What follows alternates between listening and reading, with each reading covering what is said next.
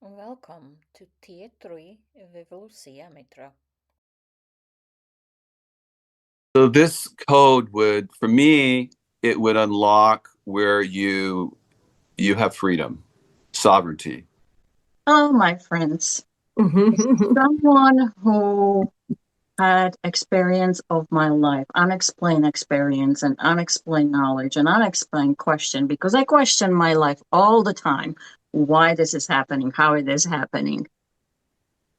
Was introduced to the book written by my dear friend Daniela and her partner Craig. And when I saw the book first, I look at the book and it says 363 code. Well, at that moment, I put my glasses on because I thought I'm seeing that wrong, because we all know 360. So why it is 363 and the code, that's got me too. Code. Oh, I love that. What's the code? I need to know the code to the life. So I was very, very excited when I saw that book. And of course, I had to purchase right away. Here it is. Guess what? I have to. Okay.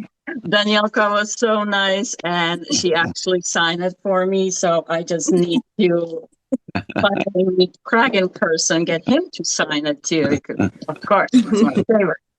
So I need to have it. Hi, friends. My name is Lucia Mitro. And as I said, I have a lot of questions. And I am energy healing practitioner. I do soul connections and consultations, paranormal investigations, and everything what it's called unexplained or abnormal. When now we are finding out that it's actually normal. It's coming back to our own previous knowledge, and we are remembering stuff. So when I came across this book, of course, I had to talk to my dear friend Daniela and her partner Craig, and because I want you to know about this. I want you, my friends, to know about this amazing code that, in my opinion, will change your life. So before we start, Daniela and Craig, can you please tell us a little bit about yourselves, so we know who we're talking to? So who wants to start? Daniela? First of all, we are so honored, Lucka, that to be with you here and sharing our story. And we are just living the life and seeing things that actually for me it's happened when I play basketball in Slovakia. I grew up in the high Tatra, where you are constantly connected with the mountains without even knowing. You're constantly having a great high energy, and playing basketball keeps me in this beautiful energy, being so happy and excited. And then when I was 22, I have like a shoulder accident and I have to move to Prague. And when I moved to Prague to my mom, I start notice like an energy change in me. I have a headache, and I was like, oh, what is that? I felt different. Then I walk into the bookstore, and there was one book. It's called Esoteric. I pick up the book and start learning about energy, and it's about all of us. And as all of us, we are going through all this discovery, the yoga, the breathing, the tarot cards, the medium. And as we are opening the door for us to understand what's happening and actually being creator of our life and having the life that we are going through, challenging and tuning in actually into ourselves. Then now I am 53. It's been a while, 22. No, you're 35. No, we are getting younger and No, younger. don't believe that. Absolutely. We are doing the reverse 35. You got dyslexic that. And now I just start feeling like that, and also trust that intuition, what you're feeling in your heart. And we're coming more heart opening, and we are meeting in the space more and more and trusting that. And as I start trusting my heart and I felt the vibration, I really felt like calling to places to go. And one of them was Egypt. And I start like, oh, Egypt. Then I saw on Instagram like a beautiful picture of Sarah Brexman Cosme, like her group in front of the swing. And I totally felt the souls. I said, okay, let me sign in. That was the last year in May 2024. And it was a group of 33 special souls. And we are all came together. We created a WhatsApp group and we start communicate together. I also have a Zoika. She is my Doberman. She is watching over from the Divine Realm. She is the Anubis. And I know in this group, when I pick the picture Anubis, they will know who the Anubis is. And we start like connecting with the group. And then what happened when we arrived to Egypt, as you know, when you arrive to Egypt, your energy is recognizable and things start moving and weaving around. And that's where we met. We met the first day. We went to the swing with the sunrise. Everybody were touching the swing, getting the information. And what happened, then afternoon, we already start moving around and we stay all of us together in front of the swing, look at each other, and we recognize each other. And we were together 2 weeks on that group, on that trip, connected with each other, and really felt very deeply that there is a very strong connection. Yes. So you two recognized each other right in front of the swing. Come on. Like, this has to be a movie. Come on. You cannot, nobody can think of that. That only universe can do it. It was a beautiful moment. I was just standing there and there was no thoughts. There was just the space, and Craig was moving and buying Anubis and Osiris sculpture. And kids were coming towards us like, hey, do you need buy this? And I said, my husband already bought it. I said, oh, just flew out of me just like that. But there was no response. It was good. I was like, okay, this is good. You didn't scare him away. That's good. I didn't scare him away. That's awesome. But I just wanted, because I know you, so Absolutely. you grew up in high tatras, vysoké Tatry in Slovak language. Yes, It is amazing energy. Part of your family, because you have a ties to mountains Vihorlat, which they calling it's a soul center of Europe. Vihorlat. Yes. And then Prague, it's, oh my God, Prague is, it's amazing. It's amazing healing center. So it's always like wherever you go, you went to those centers and that energy is with you. So you're carrying that with you, which is absolutely amazing. And Craig, can you tell us a little bit about yourself? Sure. Yeah. So I'm a professor at the University of the Pacific. This is in California, Northern California, and I teach. I'll tell you a little bit about my teaching and my background. So I teach genetics, biochemistry, molecular biology, proteomics. So I use a lot of these tools in my own research program. My research program is on spiders, which you'll probably learn a little bit more as we go through it. Yeah, and so it's on black widow spiders too. So black widow spiders are the females have a red hourglass on their abdomen, and the news will paint them as being very dangerous. And if you get bit by a black widow spider, you could die. But most of that is just misinformation.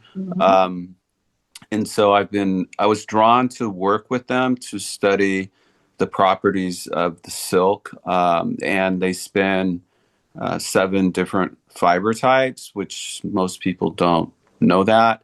And so we systematically went from fiber type to fiber type, and we tried to figure out what the ingredients of each fiber type, what it consisted of, which is largely protein based. But the interest is because the fibers, like one example is like dragline silk. It's the one they use for locomotion, movement, is stronger than steel. And so here you have a natural material that can outperform some of the best made materials, whether they're man-made or other natural materials.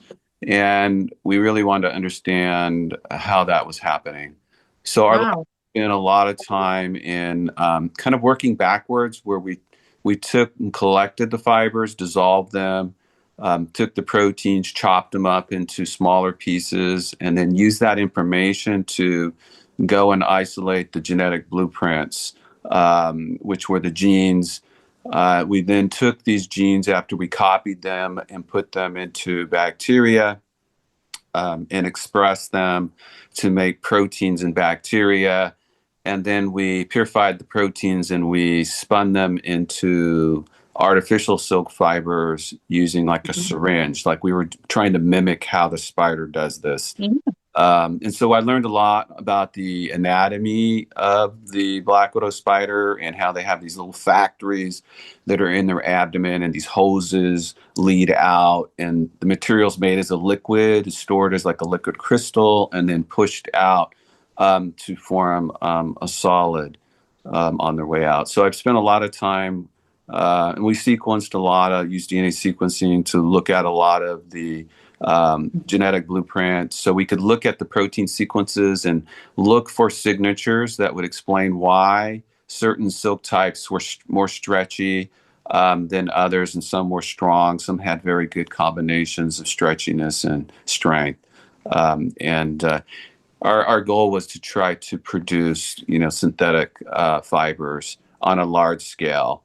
And we really couldn't go out and collect the materials and have a spider farm, because they eat each other and they're venomous, and there's all these things that don't make that very pragmatic.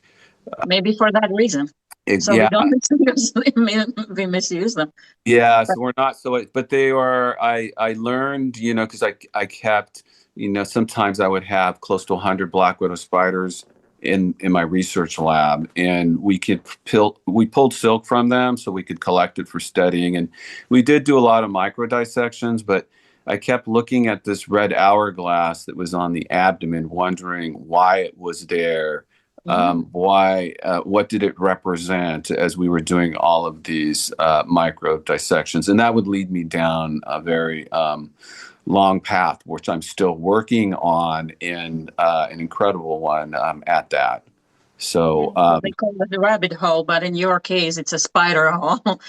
yes, exactly. So I have some research students that I work with, and we worked on various aspects. I published a lot of papers, scientific papers, served as a reviewer for some of the federal funding agencies, National Science Foundation, National Institute of Health.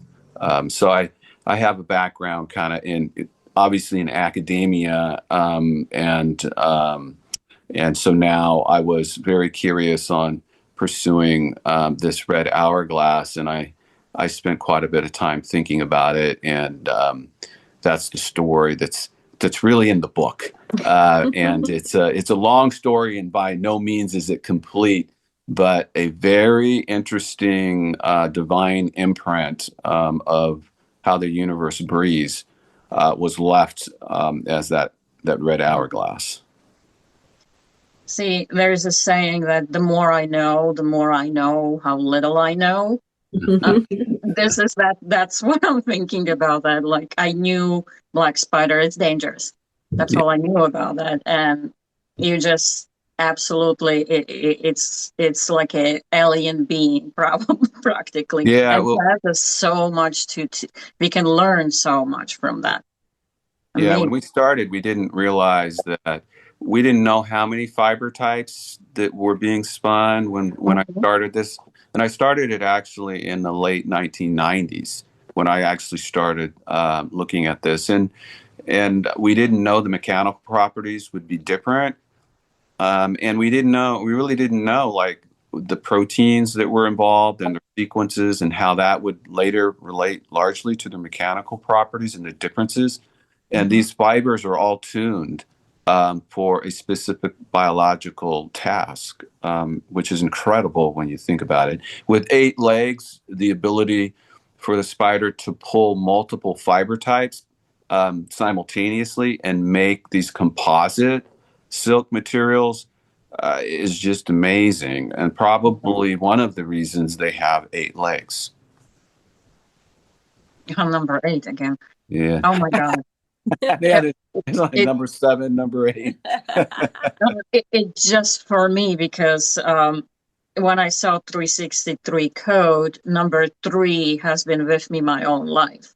Mm-hmm. And I first, because it's March, it's my birthday, and number 3 is one of 3 numbers, 318. It's my birthday, March 18. So when I keep seeing that numbers and I felt something with that energy, I was like, oh, it's my birthday. Never pay attention to it until one day I start paying attention to it, and it's much, much bigger. So that's why I reacted on number 8 too, because it's one of my numbers too.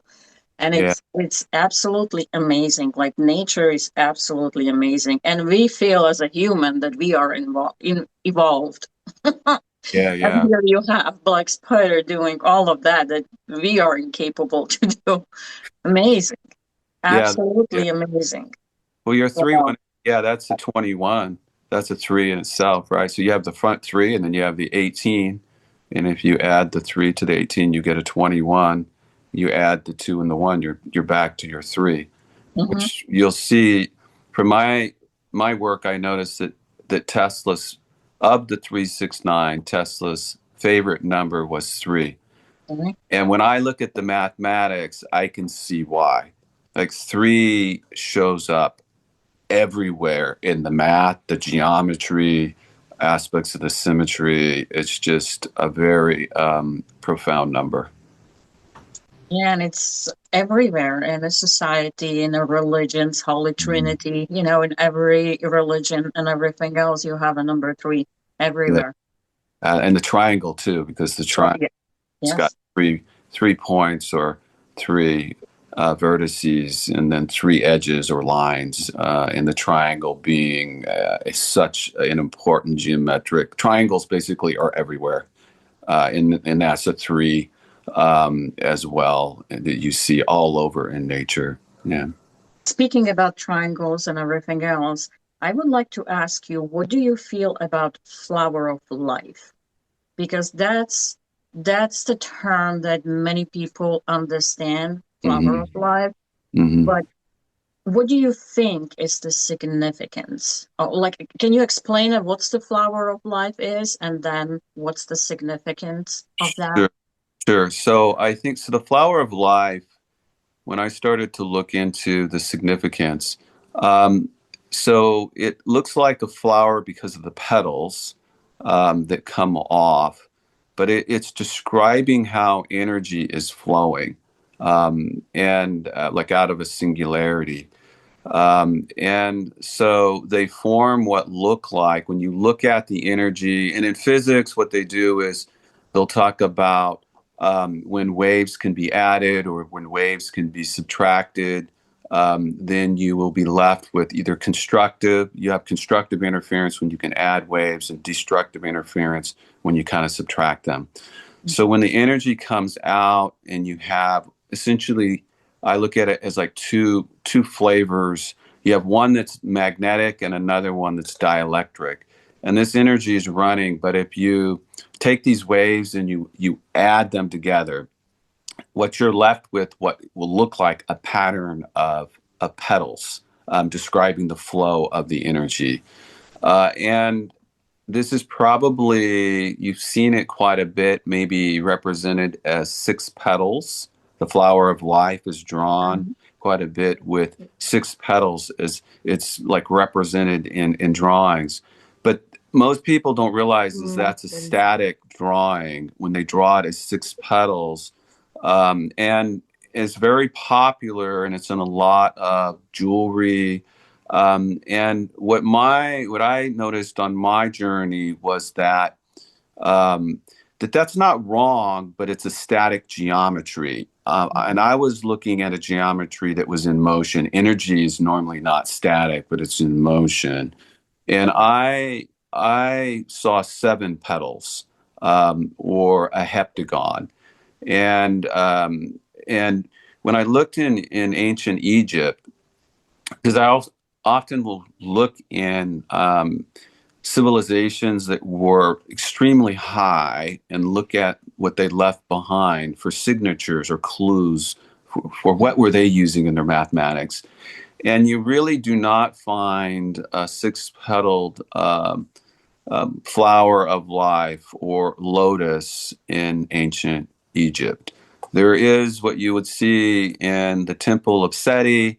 There is, if you go and you look there, there are some flower of lives that are inscribed in the stone, but those are not, according to Ibrahim Karim, who is he has a book, Physics of Quality. He's a brilliant man. And he's from Egypt, and he was also saying that those are not original. They were added much, much later in history. And so you don't see the six petals in the hieroglyphs in ancient Egypt. Do you see seven petals? No, but you see Seshat, which was the consort of Thoth. She was one of the goddesses. She has a seven-petaled like crown. And to me, this represents this heptagon. And the heptagon, if you draw it in so it looks like a flower, you would have seven petals, as it describes how the energy is coming out of the singularity and how it returns.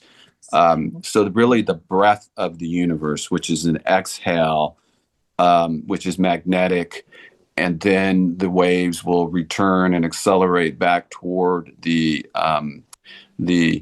singularity, which is the dielectric, so that's the inhale portion, and then the pause would be once they hit and go into the constriction point. And this is all like you see this being modeled. Very hidden. She's very hidden. This god is very hidden in Luxor. It's right at the corner. It's like that movie, Dirty Dancing. You don't put baby in the corner, but there she is at the corner, very invisible and very important. But that leads you to as an understanding of why the number 7 becomes so significant in our culture, but maybe a lot of people don't understand this, because the nodes on the heptagon, or what you would say, if you were to look at a 7-petal, and it's in the book, but the 7-petal lotus, it's on every page. At the top of the page, I put it there. The heptagon is actually like the stepchild of the polygons. Most people, yes, at the very top, and where it contacts, where each petal contacts at the top would be the heptagon.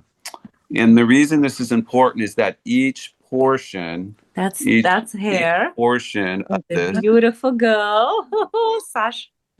And then she had on her crown there, you can see it's got 7 points. 7 points. That is the heptagon, or it would be a 7-petaled lotus, describing the flow of energy. And so the waves actually come out of the nodes, and the structure itself is asymmetric because it has 7 points. So it's a little bit different than the hexagon. Everybody draws the 6-pointed hexagon because it's got very nice symmetry. And except for if you put a whole bunch of hexagons together like a honeycomb, it's very static and you don't get a lot of movement. With the asymmetry in the heptagon, it allows for motion to occur, which is very important, and allows for the waves to go in a vortex, but ultimately then close. So it's very important for the dynamics of the motion for energy. And I'm certain that they knew this, and this is what that crown is representing. So that most people don't realize this, and you do not see this 7-petaled lotus in our literature. It's not really there at all.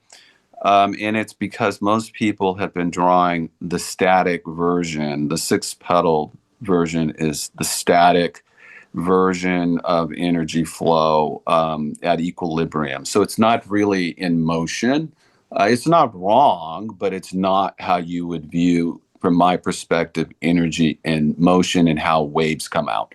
Because if the waves would, there's perfect symmetry, you get cancellation and you wouldn't get the formation of matter or form from that structure. But there's a conversation that needs to be had by the community, because a lot of people are drawing it and using it as a symbol, and we need to jump in deeper and have these conversations about these differences, because I'm seeing a heptagon. Yeah, and I describe how the waves come out bidirectionally. So there's actually each node. You can have the waves coming out, one magnetic and one that's dielectric, and they're together. And so you could see that there could be a total of 14 waves. So there's 7 nodes, and each node can have 2 waves that are intertwined, like DNA, or 2 snakes that are intertwined.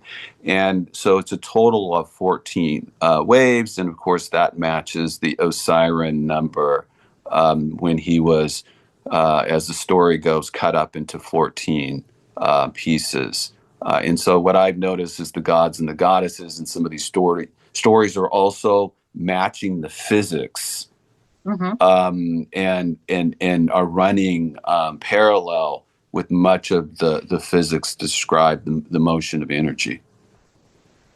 So how I see it, you start talking about the hourglass. So hourglass is like this, right?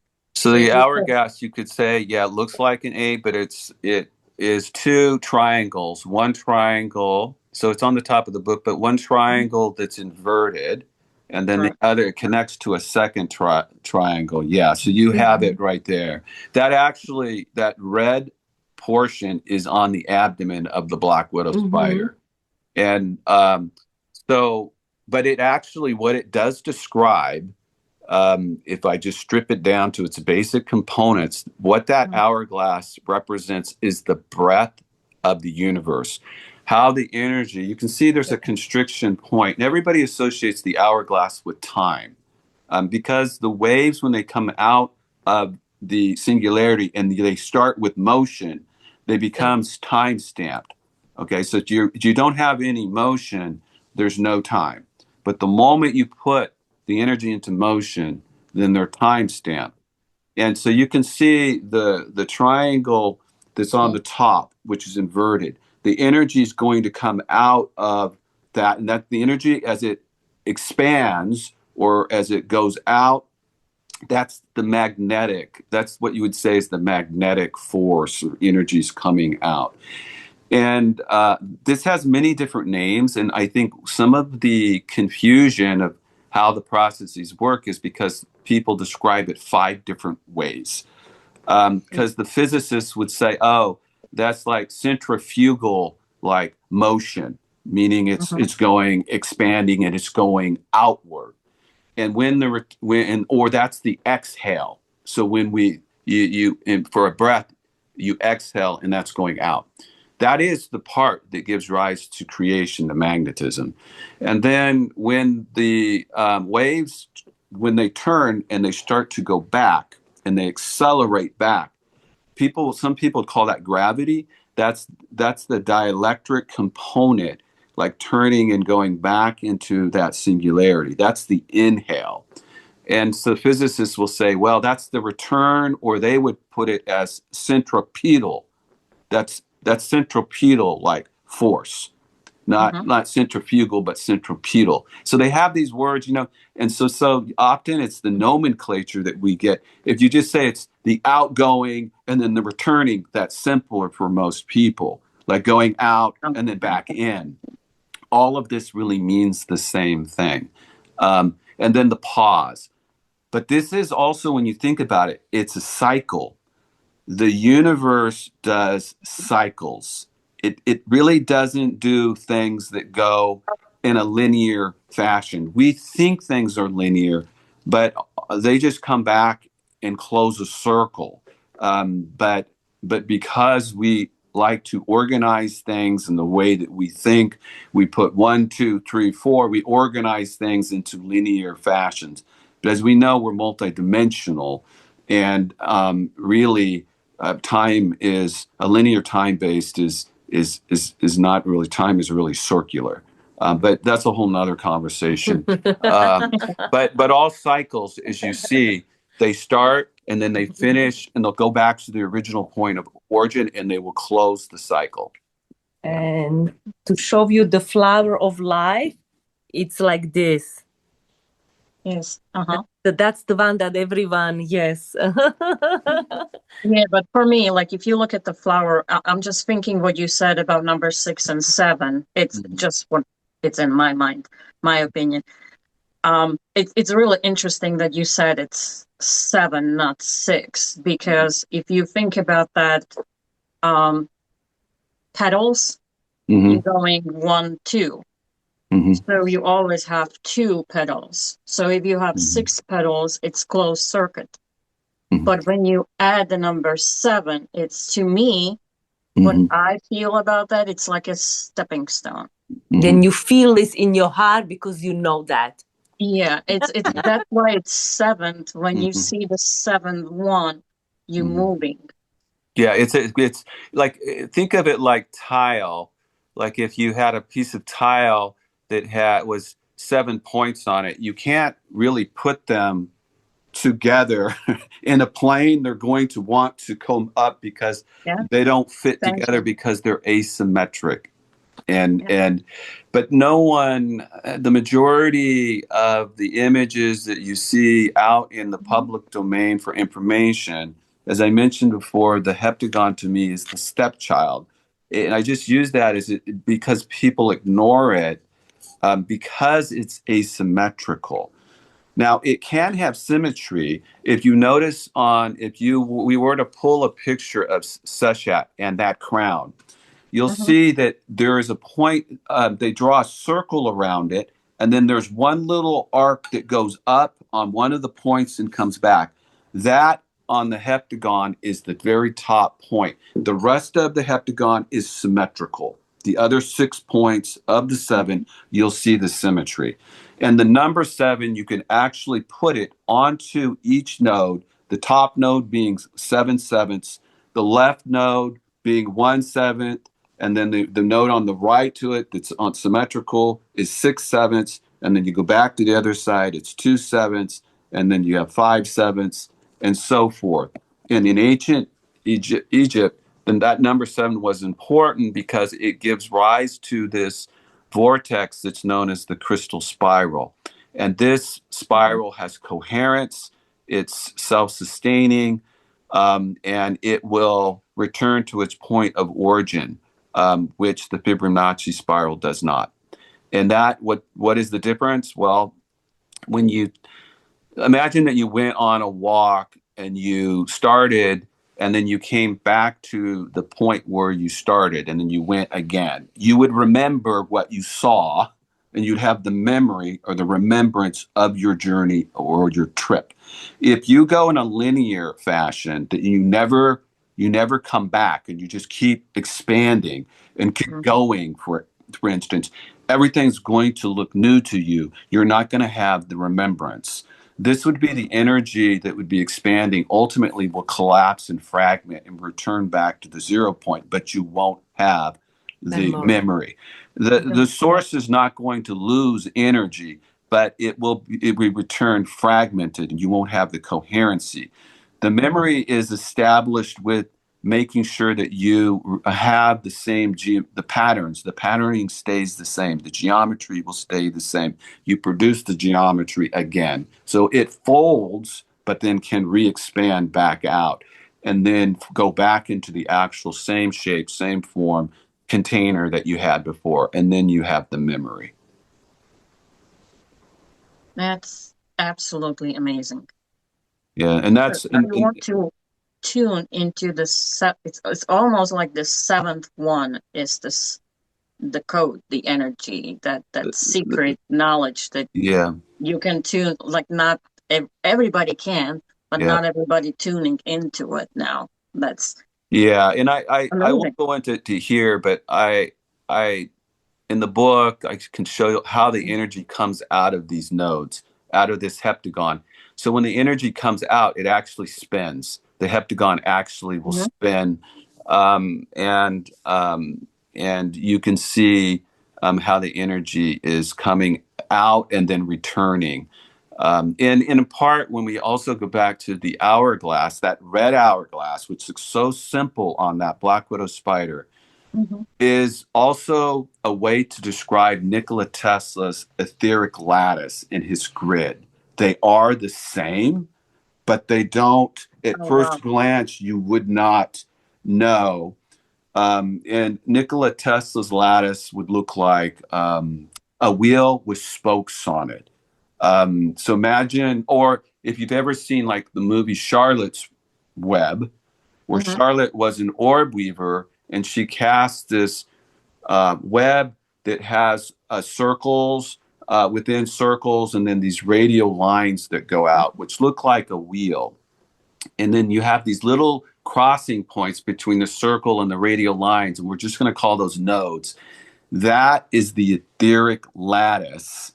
So nature is showing you, again, what the etheric lattice looks like.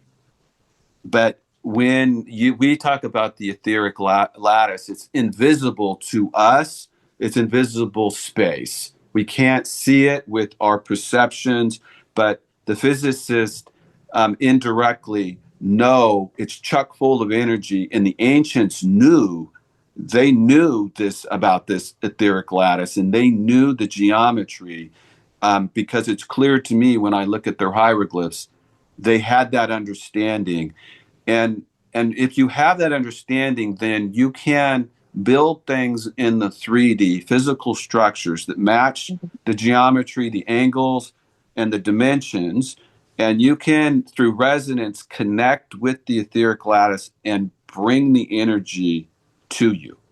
So that it's at this, the energy now is at your physical location. Just like symbols, specific symbols that corporations use can do the same thing. If you put the right geometry in there, you can pull or resonate with the etheric lattice and have energy come to your company so that it thrives. So you cannot see it, but you can feel it. Yeah, you cannot see it, not with our sensory perceptions. We're listed as having 5 sensory perceptions. Some people have 6. They have more than 5. Sure. Intuition falls into that category, and some of this, the traditional science doesn't recognize these things, but clearly they're there. Clearly, you can look at this intuition as being a very powerful tool to be able to perceive things before they actually happen. And this is just physics, but the physics hasn't caught up to scientifically explain it yet. And this is normally how these things work. Physics and metaphysics are really one. It's just that certain individuals are not as open-minded, and they must have X, Y, and Z before they move into acceptance. And so it takes, the science will always lag behind, before, not, it will take a while to catch up with where we are with some of the metaphysics. We were just told, it's a witchcraft, it's this and that, and people are scared of that. My biggest compliment that I keep telling that story. I was at a marketing conference, and nobody really knew what I'm doing. I don't really say that. I just said if somebody asked me, I am working with alternative medicine. Mm-hmm. But there was a gentleman who was doing in marketing, sitting right next to me for 3 days straight. And on the end, he's like, "So what exactly do you do?" And I just explained him vaguely. And then he was asking more questions. So I explained it to him. And he was just staring at me. And after like a minute, like, "Are you okay?" He's like, but you are normal. That's Stop laughing yeah, so hard. I yeah. said, "Sir, That's the biggest compliment I ever got in my life. Yeah. He just couldn't comprehend that he knew me sitting right next to me for, I don't know, 18 hours a day for 3 days straight on the conference. And he was not afraid of me. He was Yeah. not, Mm-hmm. When I told him and I gave him example and everything else, he was flabbergasted. He was like, but you're normal. Yeah. Well, you're highly intuitive. So I actually use that in my research, and I laugh with my students because I will tell them I already know the answer to what we're going to do, but we have to do it because these are the boundaries and the rules that academics currently applies, and so we have to do the experimental work and get it. And I understand that. That's how that particular group of individuals, that's how they evaluate. But the students they'll laugh after we get the results back, and they'll say, "Well, how did you know that?" Because I was already telling them what was going to happen before we actually did the experimental work. So you're able to, through your being open, you're able to make that connection with the etheric lattice, and through resonance, because it's a vast amount of energy, and energy is information. You're able to communicate, and you're able to pull, like, everything. We already know everything. It's really within us, and we just remember, and so the information then goes back and forth. And I know higher education would not want to know that down at some point we won't need any instructors, because you'll just connect to the etheric lattice and get the information through resonance, and you won't have teachers. How long will that take? I don't know. It's something that is in our past, and we and it's just a matter of time. Like, how long will it take before we are able to then, and those individuals are able to do that reconnection? It reminds me kind of the movie The Matrix, when they were able to get the information, and download it, so to speak, or connect to the field to have that information. Yeah. I'm laughing right now because you're making my work much easier. I can just send your book. Like, you want to know what I do? Here, read that book. Because ever since I started doing energy healing, I keep saying it's an information download, new information, current information, download information, upgrade in your system. You're upgrading your system with new information. And they look at me like, huh? Like, what? I'm like, this is the healing. They thinking healing is like going to doctors, like I used to think. Yeah. But so I had to kind of little bit, change how I explaining to it. But that's how I keep explaining that for past 20 years. It's an information upgrade. You're upgrading your body system with the new current information to help your body to actually do the healing. So thank you very, very much, because now I can just read that book. It will explain it for you. The geometry, I think what happens is that, so when individuals become sick and you get disease, or you're not at ease anymore, just the word tells you not ease. Your geometry is distorted, and then because you have the geometry within your cells, that a lot of people don't realize that they're inside your cells. It's all geometric. It's a liquid crystal, and so then the energy is not being pulled, and the resonance with the lattice it's almost like listening to a radio station where you're not in tune, and so you are leaking energy, and so then that will manifest itself as disease, because you're not healing properly, and over a period of time you'll see that. So that is that is something that, and so it's all about balance. Is 363 code connected to different dimensions or dimensional plates? So can you explain first what is your view of dimension, what the dimension is? Yeah, so for me, the different dimensions are And when I describe it, I don't want to. Sometimes it's described as dimensional planes, and planes would then describe hierarchy. And we're back to this linear version. It's easy for people to understand, like you have a lower plane, and then there's another plane that's above that, and then another plane. And the higher you go, most people would equate that to being better. Because we're very linear in our thoughts, and we put number one here, number two, number three, number four. But what I see these planes as is they're vortices. One is nested within another, and so the energy it's all around us, but there are different vortices. And you might say, oh, well, they vibrate at different frequencies. And so as you go to I'll just use my numbers, because in my geometry, I established where there are 1089 multiples, what I call 1089 multiples. And 1089 basically represents the square base pyramid. And then if you multiply that by 2, you go from 1089 to 2178. The 2178 would be the second, I would call it the second dimensional plane. And it's a change in the frequency, because 1089 to 2178, I would describe it as the second harmonic. So let's just think of the way I could describe this, maybe like a string that's vibrating.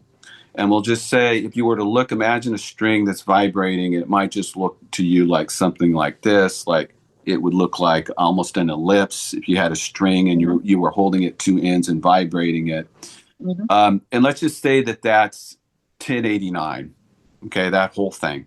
If I took my finger and I put it in the mid region of that wave that was vibrating, I would now form two waves, okay? It's still the same boundary, but I'll have now two waves instead of one. And those two waves would be vibrating now at 2178.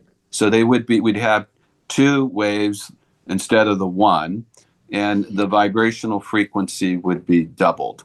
So what we're talking about here is a harmonic, the string where we could say it's like a sound wave. And we went from the fundamental or first harmonic at 1089 to the second harmonic at 2178. The ratio there is a doubling. 2178 divided by 1089 would be 2. It's a whole number. And this is how nature is doing harmonics. It's using whole numbers, because this is the beauty of the music when it's played with resonance, the waves. And so you can see that in my geometry, I went from using a static geometry that everybody's very familiar with, which is more the Platonic solids. Okay. And I could make the same pyramid as in Egypt. I could do, let me just describe it. The square base pyramid in Egypt, if you can imagine what that looks like, there are 4 triangles that are equilateral, and it has a square base. Okay. And so I can use angles and sum the angles of each one of those polygons, and I can come up with the total. So for example, the square, if you look at a square, it has 4 corners. And each corner has 90 degrees. And so there are 4 of them. So if I sum all the internal angles, that's 360 degrees. So it's 90 degrees times 4. Okay, so then if I add the 4 triangles, one triangle equilateral, the internal angles would be 60 degrees, and there are 3 of them for a triangle. So if you look at a triangle, you're going to see there are 3 internal angles. So that's 180 degrees times 4, or that's 720, plus the square base, 360, that gives you 1080, or 1080 degrees. That's what most people, if they sum the internal angles of a square base pyramid, it would be 1080. Now, why do the internal angles matter anyway? Why do we go to all of this work to even want to know the internal angles of a structure? Because it describes the volume or the magnitude, how much magnetism can be held in that container. This is why this becomes important to know. And so if you look at that, then when I was looking at my math, I moved the math from using a 360-degree circle to 363 degrees. So it shifts the internal angle slightly for the square and the triangles. And I come up with a square-based pyramid that's shifted by 9 degrees. It's 1089, not 1080. So it's shifted by 9 degrees. Why is that important? Because it allows that geometry to breathe now. It's not static. It's now dynamic. It's now in motion. And this structure then will connect back to the etheric lattice through resonance. Okay, not the 1080 doesn't connect like the 1089 does because of the lattice structure, which is, in the book, I talk about how it's a 33 lattice structure. And we could go over that if you want, but that structure is everything. And so in the geometry, I can match the geometry and these different levels, the 1089 multiples, to dimensions. Like 1089 would be the first harmonic first dimension. 2178, which is 1089 times 2, is the second dimension. And then 1089 times 3 would be if you go into that one, it's 3267. These are all 1089 multiples. And they're imagine that you have vortices. You have like the 1089, and then the 2178 would be another vortice, and then the third one. And so there's just nesting going on. What these are, to me, these dimensions represent different experiences, different realities. And the higher you go, you become more etheric. It's not as dense. Okay, we're probably down at the lowest, the highest density. But you become, like more people would say, you become more airy. Like they could relate to that as you go higher in the 1089 multiples. These would be different dimensional planes, and they would offer different realities. Different realities would be, or intelligences, you could say, are at these consciousness. Levels of consciousness are at these different. So what I believe they were doing with the ancient, if you look at the Great Pyramid in Egypt, is they designed it so that when you went in, that you could bring your cells in your body back into resonance so that you could communicate with the higher dimensional planes, with the beings that were at higher levels. You would then, through your alignment, you would reset your geometry back to the geometry that I was describing so that you could be in resonance with the etheric lattice. And then you have the ability to communicate, because resonance is all about communication. It's about energy going back and forth. And that's something that I didn't mention, but in traditional physics, they like to use Newtonian force. And I would just describe it for the audience is like if you had a glass and you wanted to break it, you could take a hammer or a sledgehammer and smash it. Well, that's by force that you're breaking that, you're shattering it. By resonance, I could sing and I could match the vibrational frequency of the molecules in the glass. We could become resonant with one another. Then the energy would be exchanged. It would begin to amplify, and the molecules in the glass would begin to vibrate and vibrate more and more and more as the energy got amplified, and it would shatter. I never touched it. I never used force. I'm using resonance as a means of communication, as a means of exchanging energy. And so this is different, but Tesla was all about using resonance. He would want to tap into the frequency of the planet and then be able to then become resonant with the planet and then have this energy exchange. And all of biology is doing this too. It's just something that is not yet caught up with a lot of the biologists because they don't use a lot of physics. And most of the physicists are not studying resonance they're doing more Newtonian force. So if you think about how planes move, airplanes are really pushing up. They're using force to push up against air to make the propulsion system go. The new propulsion system, you would pull the energy from the etheric lattice. You're going to glide, and you have essentially unlimited energy that's available no matter where you go, because the common denominator between everything is space. It's space. So you don't need gasoline. You don't need coal. You don't need any of the other fuel sources. You're literally using what's in nature. Yes. Yeah. I just wanted to a little bit comment to the square, because when you were talking about the pyramid, like base is a square, but square is basically unlimited amount of triangles, right?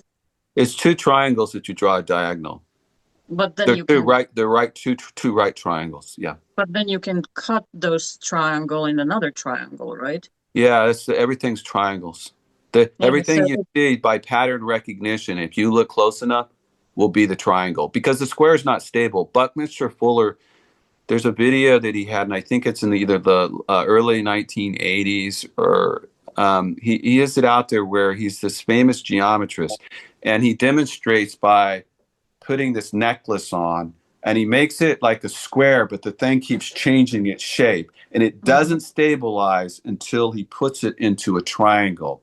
And then when you begin to notice that all of the polygons, they can all be broken down into triangles. So this is why everything is triangular. And then if you put the triangles together, you get the tetrahedron. And the tetrahedron is how nature is packaging it's enclosing its space to have form. It's not using a cube.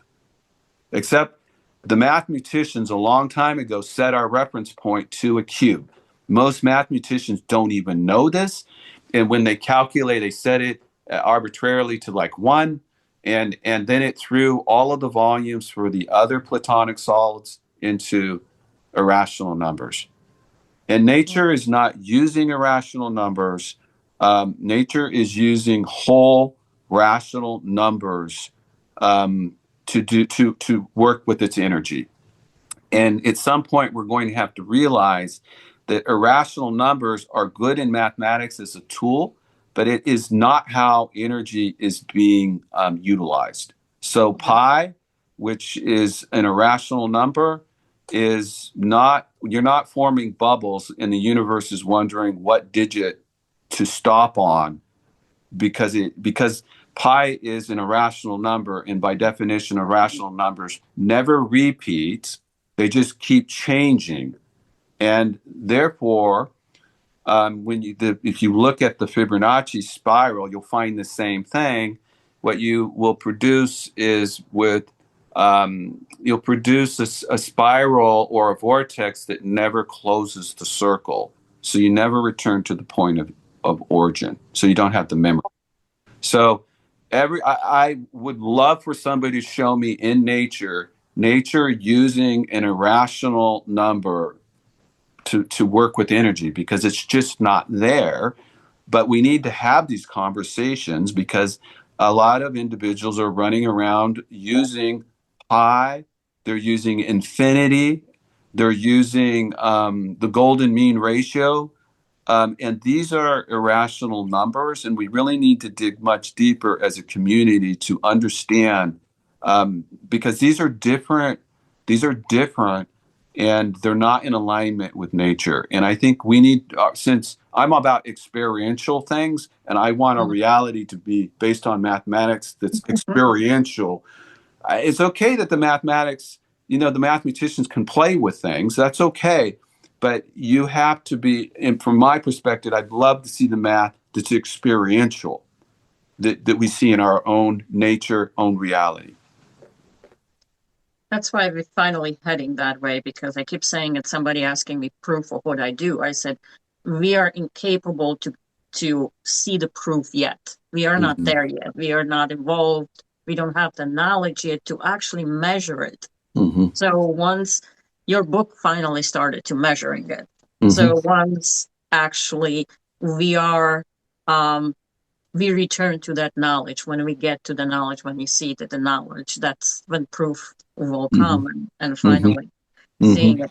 It just coming back to the square. When you were talking about what I saw, square as a root, as a base.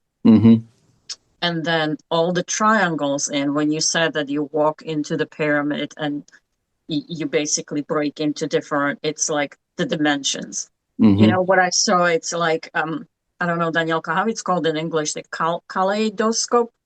It's the little thing that you look through the tube, and then when you turn, it's giving you different. Yeah. You know what I'm You're talking seeing about, different alignments and colors.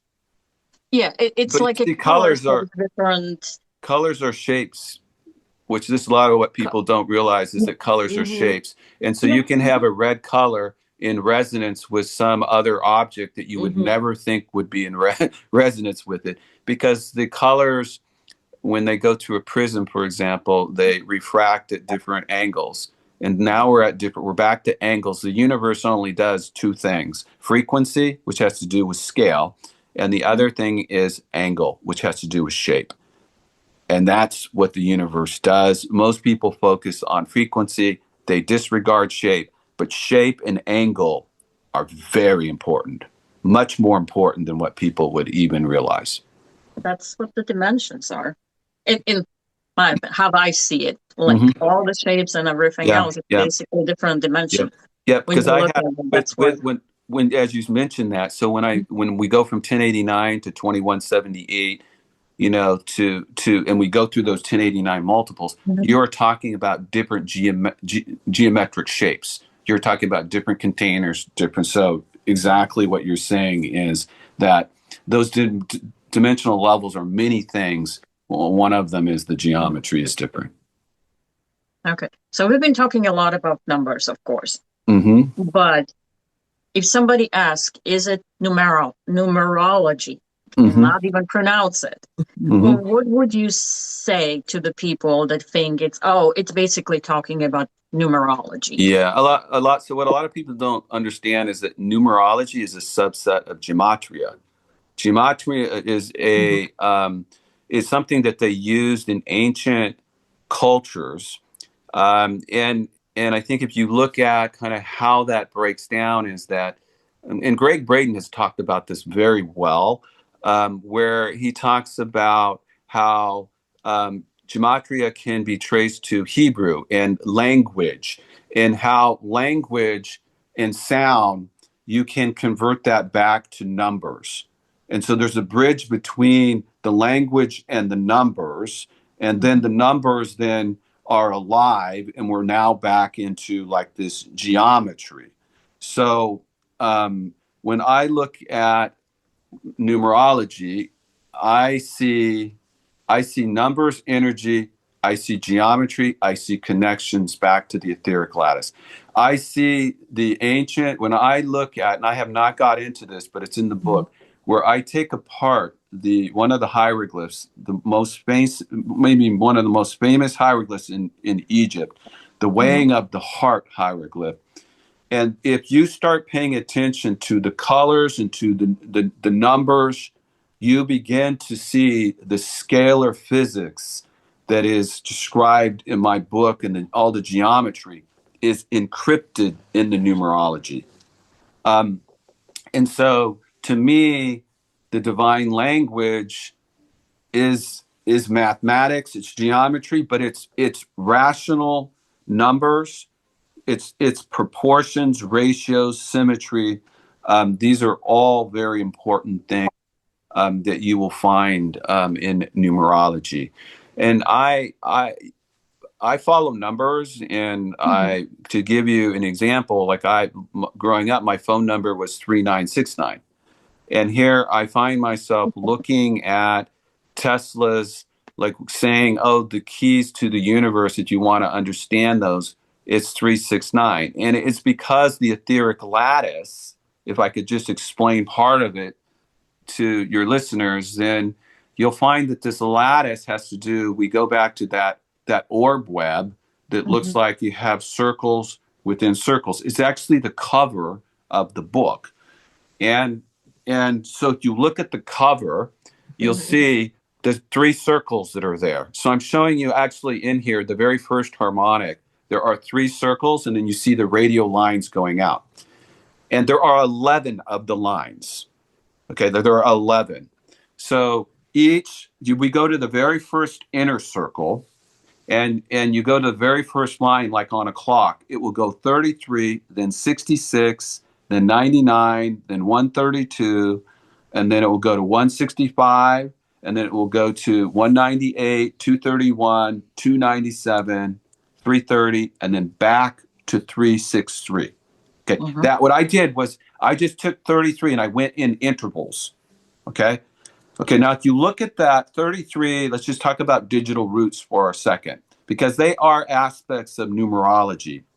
It's where you can collapse digits down to a single digit. You can have multiple digits, like 33, for example, is 3 plus 3 is a 6, so that we can collapse 33 to in digital roots. And they call this modulus 9 because you're going to collapse it down to numbers that are between basically 1 and 9. It is a 6. And then when you go to 66, which is the next spoke on that wheel that goes around, it's 66 is 12, or it's 3.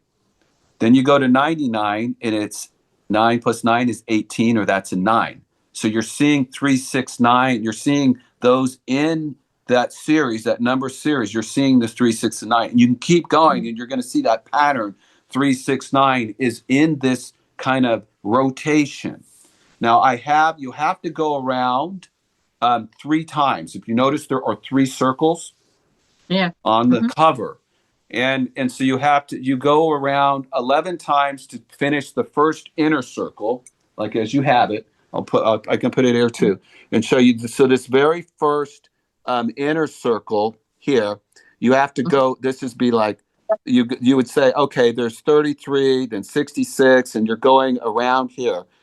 Then you go to the next larger circle, and you pick up there, and you do another 11 times 33. So this would be like, these are all 33 multiples. And then you go to the third circle to close what I would say is the complete breath cycle. And you end up back at the very top here. And this will be where 1089 is. On the same radial, 363 will be on the inner circle. 363 will be on this inner circle. Then 726, which is the tetrahedron. And then 1089, which is the square base tetrahedron. They're all on the same radial because they're in resonance with one another. So you can go, and then you'll go higher. 2178 will also, if I did the second harmonic, will show up on the same radial. So this whole grid it's harmonic, and it's using whole numbers, and the ratios are musical. They're like musical notes. Musical notes. Yeah. That's amazing. Yeah. So the As grid a side note, really. Daniela showed him my phone number when we are done. How many 3s and 6 and 9s I have in my phone number? Every address, every address that I've moved to has been a 9. And this was happening when I was not even, conscious. I didn't have the awareness. And when I was growing up, I didn't see a lot of the synchronicities until I started noticing what the field was doing. And now I'm paying very close attention because it always is in communication with you. Yep. There's number 3 is on my card plate, it's on my sounds plate, it's like everywhere. Yep.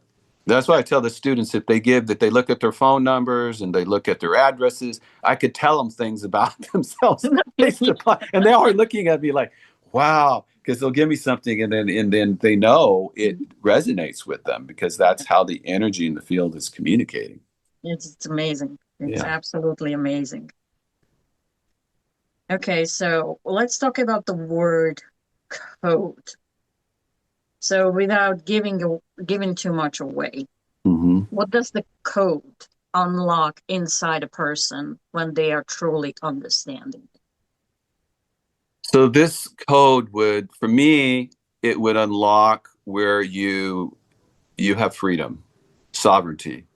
You are no longer, because if you reconnect back to the etheric lattice, then you know, which is going to be your true essence. You know how to manifest things because you can actually manifest things out of invisible. People say invisible things out of the invisible, and you can make them visible.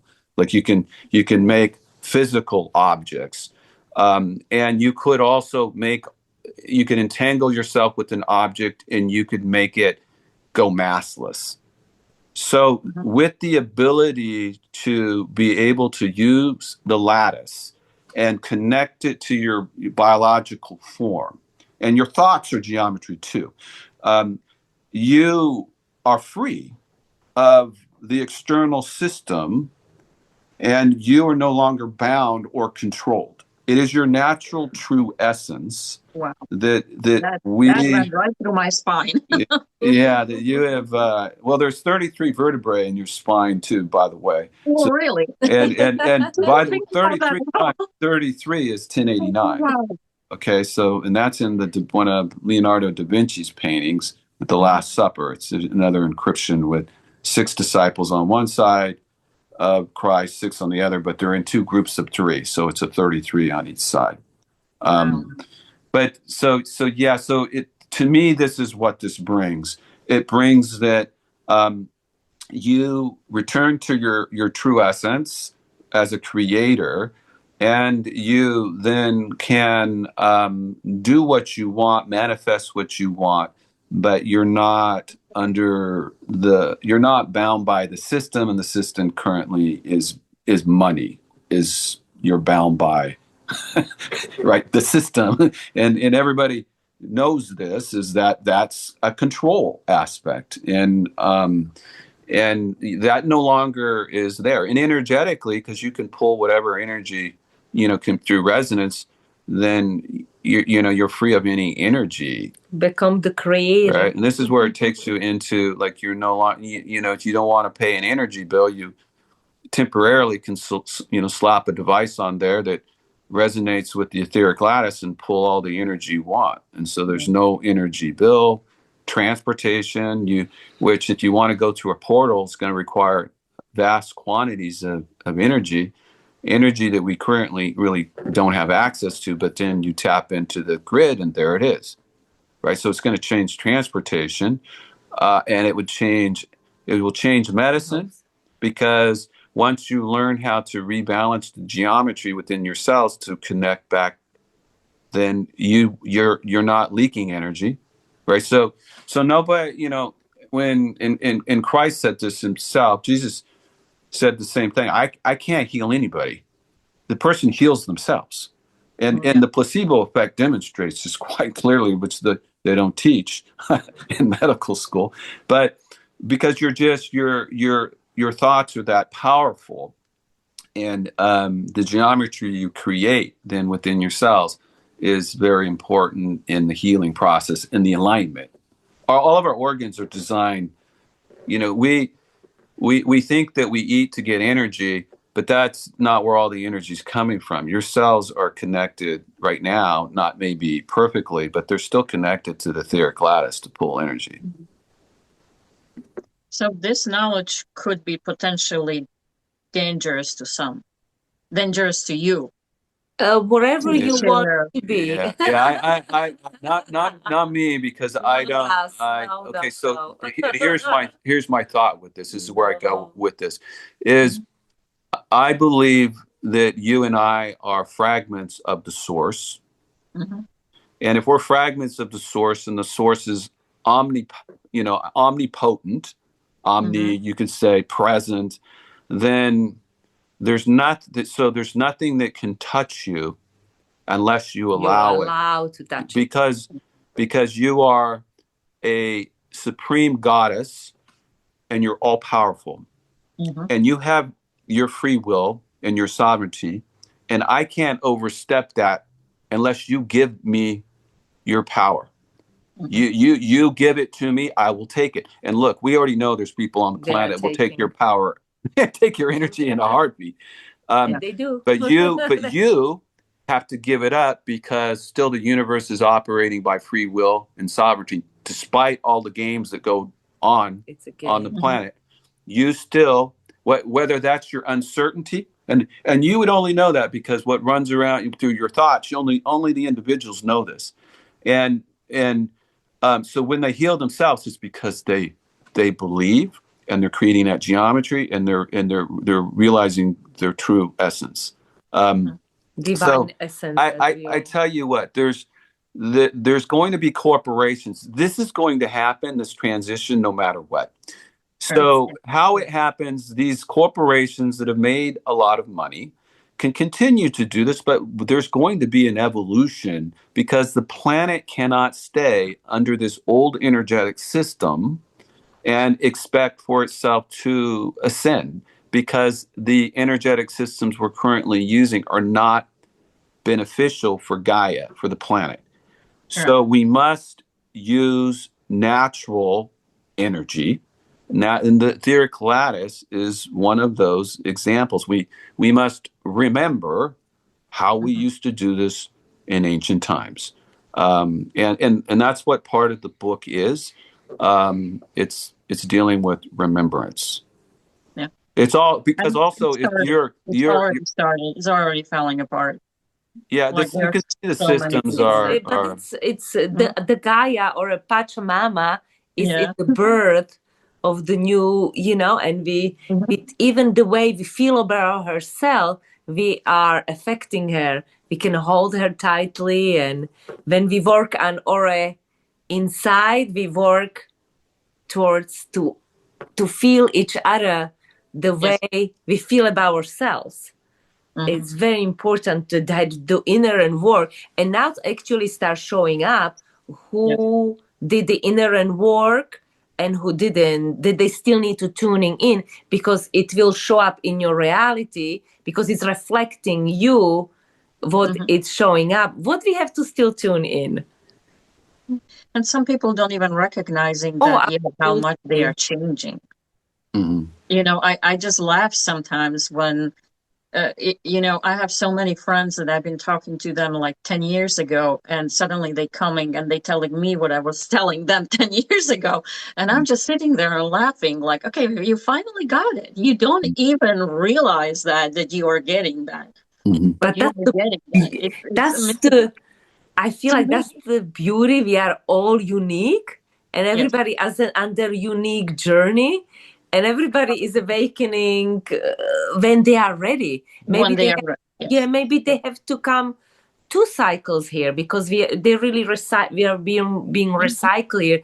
As soon as we start being aware, we start connected to that consciousness, and we start really thinking, thinking what our thoughts are, and we start realizing that's the geometry, and you just start feeling, because what it's going on around you, what we're going to attract, and that's the beauty. Here we are at this time, coming together as one.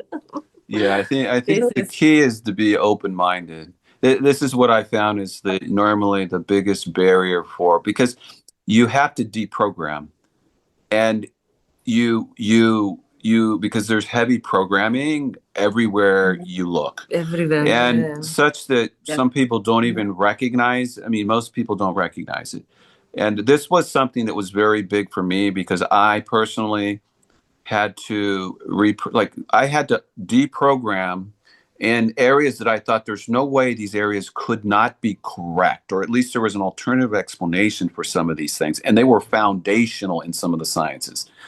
And the moment I just kept finding things, and it would be like, wow, how could this be incorrect at this level and being taught, and because there's another way you could explain it. And then the other way you could explain it then would connect better with this, and this, but no one was talking about it. And then I'd find another one, and it's just like, wow. And then every time I thought I couldn't be shocked anymore, I'd find another one. And so I underwent this long process of deprogramming. And then that was I couldn't have done it without being open-minded. If you're closed-minded, you're not going to be able to get to an individual. They're not ready. Right. And it's okay, because they'll ultimately get there. And that we're all on our own journeys. And, you can only put the information out there, and those who respond, they're in the resonance, and they're ready. The one they are ready, they will get it, they will fly. The one it's beautiful because everybody will get the seed, and the seed will be there, and it will be ready to flourish when they are ready. And everything here on the planet is it's an experiences that we are having here, and when I'm talking to my clients, I always tell them, just observe, because when you said somebody open mind, it just the programming for those words, open mind, for some people is negative. Yeah. So when I'm talking to them, I said, just observe. Just observe. You don't have to believe that. You don't have to accept it. Just observe. Yeah. Observe what's going on. Yep. And you make it your own. You accept what you need to accept, and you can discard what you discard, but observe. Yeah, because you can leak a lot. You can leak a lot of energy when your ego gets involved in, because we are like wired to want to be right. And I've seen people in situations where you get in this argument and all they want to do is be right. And in the end, it's just like, what purpose did that serve? Serving the person's ego, because you've destroyed, by that time you've like destroyed everything else, and it has not been productive. And there's been such a loss of energy. But you come across a lot of individuals where that's stronger. It comes across much stronger than other people.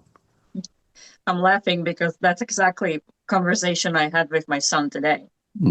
His friend has a stomach flu. So I said, hey, take the activated charcoal or kombucha, I'll send you a picture. But Mom, they don't believe in that. I'm like, well, that's not a point. I'm sending you suggestions. But Mom, they did this. And he just keep repeating. I'm like, it's beside the point. Yeah. I'll give you a suggestion. Yeah. You give them a suggestion, let it be. They can make a choice, whatever they want to do. And he was like, oh, okay. Why are you fighting with me? Like, because I find that with family members, though, this is always with family members. I think it's always that challenge always exists because of the connection, right? The genetic connection. It's just that I see that a lot, though, because that's what reminded me. Like, besides the point. Yeah. I'm giving them suggestion. If they want to take it, if not, discard it. But yeah. That's all I can do for them, so I'm doing that for them. Exactly. Yeah, it's funny. But speaking about emotional and energy flowing and how people are reacting, many readers of your book actually reported physical and emotional reaction to the reading. Clarity, discomfort, even resistance. What do you think the body reacts before the mind? Yeah, that's a very good question. I think the body is using nerve impulses. It's using electrical energy, central nervous system. I think it's more connected to the etheric lattice. The mind, I equate, when you say mind, I'm thinking brain, I'm thinking processing, I'm thinking you have to go through and analyze patterns. And I think about comparisons that it has to make, and that takes more time. I think the body's more like a tuning fork, and the mind is really more of like trying to explain things, and therefore I think that the body response is much more rapid than the mind. And it's something unknown when, during my healing, when people are responding, it's something new they didn't experience before. And they're feeling physical reaction. So that scares them sometimes. It's just something new, what they didn't experience, or they something what the brain is telling them. Okay, we don't know what it is. So here is the reaction for protecting. Yeah. So sometimes we just need to let body to overpower the brain, I guess. Yeah, it's like a flinch. A flinch might happen before the actual, because it's just the body's responding more rapidly, than the mind. Yeah, but it's amazing how just reading a book, you can feel the energy coming, and Mm-hmm. it's changing. It's changing your life. It's like just reading one book, Mm-hmm. getting the upgrade, the energetic, the information upgrade. It's coming from that book. Yeah, you're It's just actually remembering. opening the Yeah, door. it's a remembrance because it's all you. Again, if you're a fragment of the source, then within you, you already know everything. And so Right. you're just you're having the resonance and the alignment, and it's just coming back. I mean, I can teach the material too. I clearly can make small modules to help people understand. Some people are more visual learners. Some people like to draw certain things. And I've noticed this on my journey in teaching, spending so many years teaching, that individuals need you to come in from different angles, so to speak, and they respond differently. The book is largely written for remembrance, and you don't necessarily you can feel it. You don't necessarily have to comprehend everything, but I could, teach it as well, and I may, to help individuals get through the book at certain points that are, want to go deeper in it, to make it faster, simpler, as well. I've been thinking about ways to do that as well. So it's, speaking of that, that's code is something that can be taught or Mm-hmm. only remembered. Like when Yeah, you I think fully it's both. grasp. It's both. I Okay. think that everyone has within their true essence the ability to remember because it's all locked within them, and so they don't really need anything else. But I can devise instructional components to simplify things. And I think that will help individuals that either don't have the time to read the book like in its entirety. Some people struggle with reading books, and they struggle with the time commitment. And the social media makes 10-minute videos like very it's It's part not of even 10, it's 1. yeah, it's become part of our culture, and so I've seen this happen in education, and I have to yield to it because this is how you engage individuals. And for me, I love reading books. I love to have the paper books and not so much the electronic, but students and I see the younger generation loves another format. And so And you I'll do only whatever want it to. takes to help them, and if that means I have to do, short videos, I'll do it.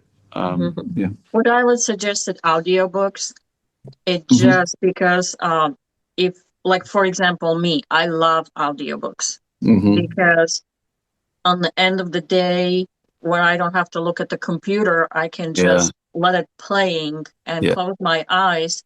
And then it's actually, for me personally, now where I am right now, Hmm. I feel more energy out of that book if I'm Yeah. just closing my eyes and I'm resting and I'm listening. I'm gonna make Danielka do all the audio.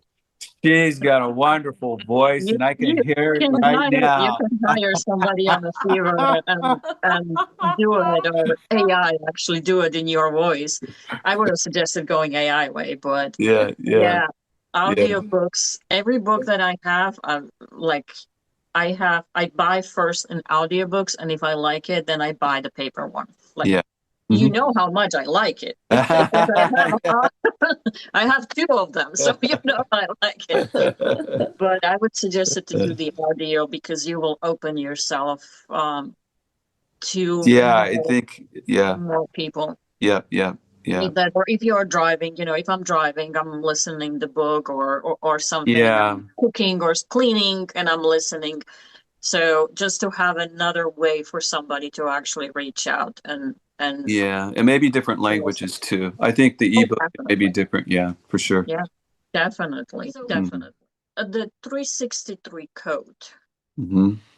is describing something that we are becoming or something we've always been? I know we talked about that before. Yeah, I think this is also one of those both things, because in our true essence, we already know this. But right now, with the planet and all of the distortions, and frankly, the consciousness for humanity fell, and this happens in cycles, and we forgot, and there are reasons that happened, and they're all positive in my mind, because when you look at energy, it's always about the balance. It's the masculine, the feminine, it's the balance, and there are times where we get out of balance. We learn a great deal from that, experientially speaking, and then we come back into balance. So, and from my perspective, then, yeah, just kind of the 363 itself, in understanding this, is really about it really is about balance and coming back into the balance. When I first set it up, and I saw that the math was falling out beautifully, and then I began to remember this is the energetic flow. I really want to say that the old system was not useful, but then, that's being judgmental, and so I just see it as more of an evolution back to a higher level. Like we're going to be. We already know it, but we're evolving back through that pathway to remember it as we climb our way back up from a consciousness standpoint. That's very nicely said. Yeah. Thank you. That's very nicely said. So when somebody reads this book and they finish the book, what would you suggest them to do then? Because you don't have a part 2 yet. So yeah, I mean, I think it's all about applications. Like, how do you integrate it into your daily life? And a lot of people, one, don't realize that their thoughts are creating geometry. And if you're creating distorted geometry, you're going to pull geometry of that same frequency to you. And so a lot of it is learning how to control those thoughts, create the correct geometry so that you can resonate. So you pull higher, like a higher level, that's more heart-centered, more compassion. And I think this, when a lot of the information was coming to me, I felt like it was coming to me, and at times when I was more heart-centered, I got much more information that was flowing. It's not an intellectual thing. The heart was actually, and there's, nerve cells that are aspects and portions of the heart. But I felt like that the information flow, it was flowing more than me really trying to pull it out and think about it and make it. And it just, the concepts and the information was just coming naturally through the flow. Did you want to say something? Yeah, it's just like I'm thinking you have to souls needs to be really honest how they would love to live their life. If I want to be loving person, I do, and those little things matter in life. Those, like, are you loving to your neighbor? Are you loving like yourself? Are you truly that love that you become that love? And just be aware, even when the thoughts come, why this thought is coming to my mind, just having that inner dialogue with yourself, and things just start, but it starts from ourselves. That's where everything begins, what we truly want to attract, we become. I think I'm just coming back to the observation, the ease of observation, not forcing that, not judging it, just observe. And then Yeah. also when your we start body. having that inner dialogue, then we start feeling the shift in the reality that it's happening, and we start having the divine communication. What is that divine communication? We start communicating with ourselves. Yeah.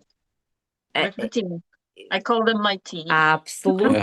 I explain to my clients that we all come in here as an energy being with a team of another energy beings that helping us. Like we are the 007 with, team in his ear telling him, you go to left and now take a second door. And like then we also, all if we listen, because there is a listen, but also on the planet, as we know, we have the free will. We really decide we feel the best time at that moment. It's for us. It's not right or wrong.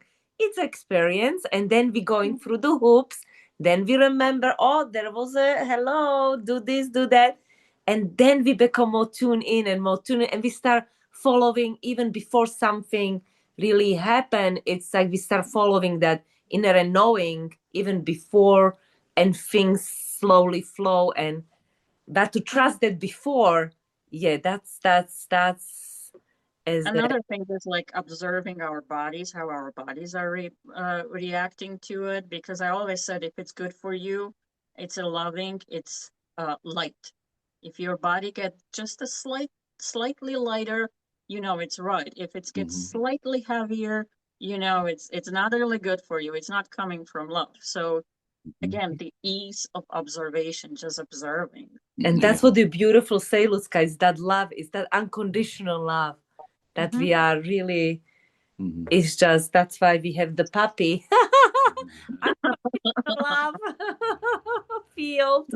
Yeah, that's one of the examples. It's the love of the animals. And it's like when they saying horses, the horse's heart will sync with the riders, with the caretaker. Like how amazing it is. Yeah, that's amazing. Why do humans do that? They're almost there. We're almost there. We're almost there. So this is absolutely amazing and so needed right now. Absolutely so needed, this knowledge that you shared. Thank you so much that you shared this, because it's absolutely top of the hour. I feel like it's coming right so on time. Yeah, it doesn't. So needed. Yeah, it's great. It's the mathematics and all. It all belongs to. It doesn't belong. It belongs to humanity, not me. And I remembered it maybe a little bit faster, but the planet really needs it right now. And they need it, and it needs to be in the open, and it doesn't need to be used as a weapon. It doesn't need to be used for control or distortion. It needs to be used to help individuals like ascend to a higher level, to expand. And it comes back to that freedom. It will bring freedom and sovereignty to individuals on the planet that need it, and the planet needs it, because they're both elevating. And so the timing is right on time. Yeah. Just one more of the side note again. Do you know who Chris Bledsoe is? He wrote a book, UFO of Gods. I have not read it. Okay. The book is I listened to it, and I went through it right. I didn't even know right when it was published. That was 2 years, 2 years ago, because I had it on my paranormal conference 2 years ago. Immediately bought the book. It's somewhere here. I don't know, but it's called UFO of Gods. What I'm talking about, because he's connecting with the energy from outer space, and it's amazing. Like Chris Bledsoe, I'll send you the link. Okay, yeah. He just posted because they coming to him, communicating to him, and they coming in the form of orbs. And the latest orb that he caught, it's actually when you maximize this, there is code, and it's 3 in it. I'll send you a picture. It's on my Facebook. Okay. Look Excellent. at it. It's the ball of energy, and it's something written. This is the first time that he was able to capture this. But his life, like, you would love that book. It's amazing. But Yeah. why I'm asking you, because of the Egypt connection. Yeah. He was saying he was talking to your mother, what he calls the white lady. Like, Danielka, maybe you remember my story with white lady. My clients keep seeing white lady. Funny story about me going to hospital and people asking me, "Are you the white lady?" And I'm like, "You are racist." Like, why are you calling me? You know, what does everybody has with the white lady? Turn it out that they actually, clients are seeing the being white lady, that I didn't know about that.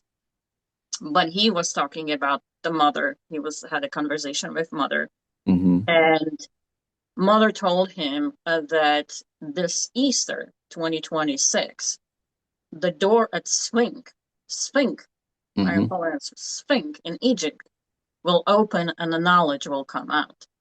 It's And really now with everything else, so you have a connection to Egypt and Sphinx and everything else. So Yeah. we it's try. something you might want to take a look at it. The interesting thing is that when Daniela was telling the story about how we met in Egypt, on my side, I had been getting myself, I was working on aspects of the geometry, but I had a fraction of it. And I was going to the Cryon conferences. They were the Lemurian retreats on the Hawaiian Islands. This was in 2023 and 2024. And then when I read Sarah Bressman Cosme's, one of her books, it triggered me that there was something at the Sphinx that I was supposed to go get for the mathematics. So I signed up to go there to touch the Sphinx to get the information from the stone that I believed that I had left there.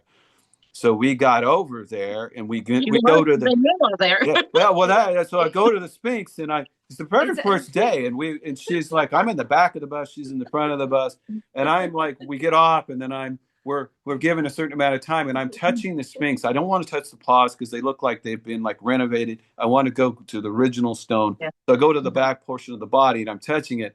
I'm thinking, give it to me. I'm ready. And like nothing is happening, absolutely nothing. And I'm thinking, oh my, I'm just like, I'm just, how could this be happening? I come all the way over here.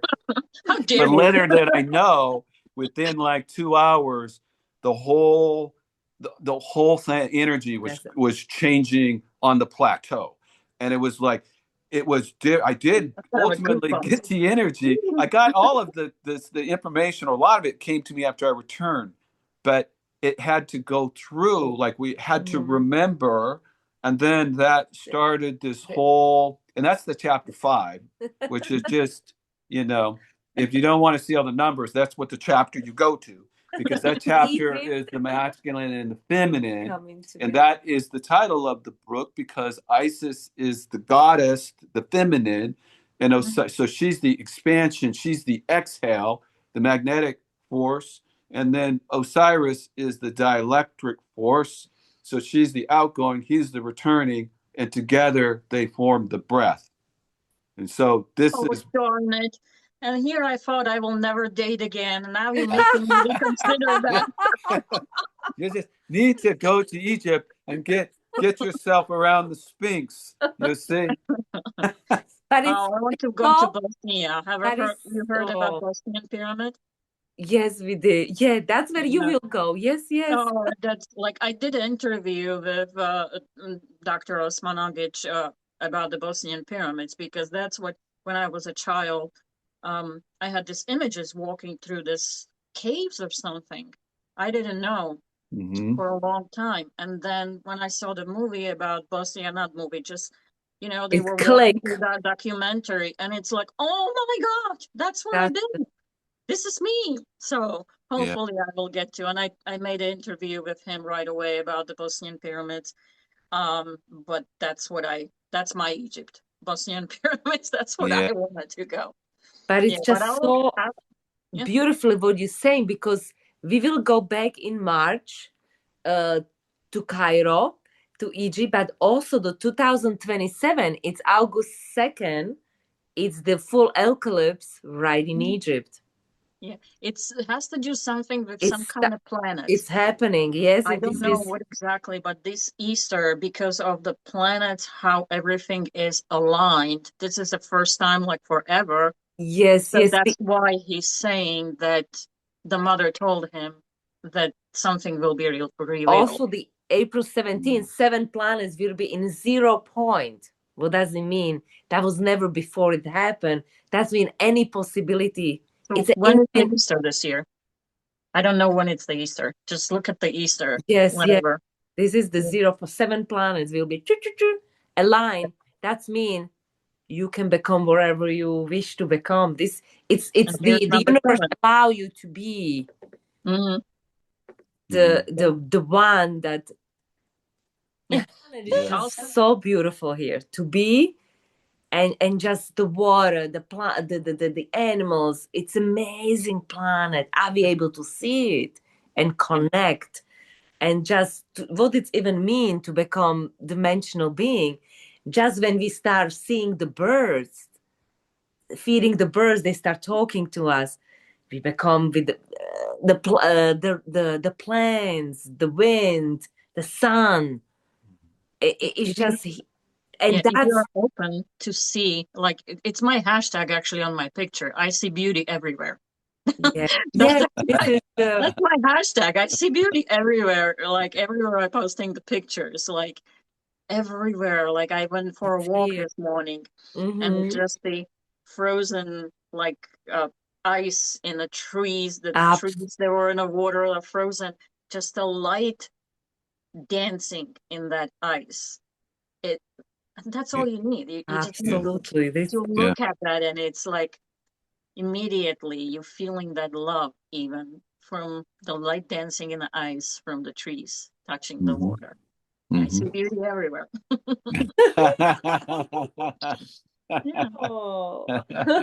the resonance. Awesome, well, this been a ride.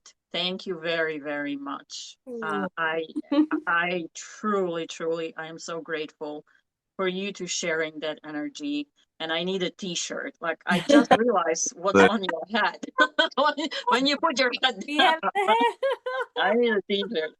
So you have a merch store, right? The people can go. So I will put a link to your book with this to Amazon. Right now it's just Amazon, right? Yes. We are creating we are creating the website, we are creating the Facebook, we are creating the Instagram account, YouTube. We will be also on the Living Expo in California speaking on April 17th. Here you go. That's perfect.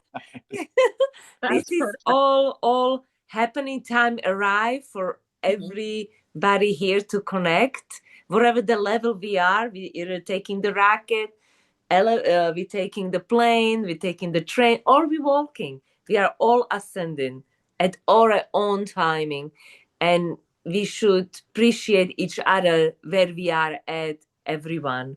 And that's awesome. So if somebody wants to connect with you, just what is the easiest way to, if somebody else wants to have you on a podcast or anything, how to share, easiest way to share? So right now, I guess just my email address. I'll have a new one, but for now, it's just Vierra, Vierra at pacific.edu. Okay. So that's my campus email. But I will put a link to the Amazon. That's beautiful. Thank you. Beautiful. And absolutely. Whatever you update, whatever new you create, just let me know, and I will update description so people can come and find you, because this knowledge needs to be known. This knowledge needs to be shared. It's time. Thank you. Thank you. Yeah, thank you. Elevating the humanity Thank you for sharing this. You're It's more really than welcome. appreciated. Yeah, thank you for having Thank me. you, thank you. Yeah, for us, it's great. Thank you so much. Awesome. Yes. Awesome. Thank you. Love you guys. Love Love you. you Me guys. too. All right. Love you.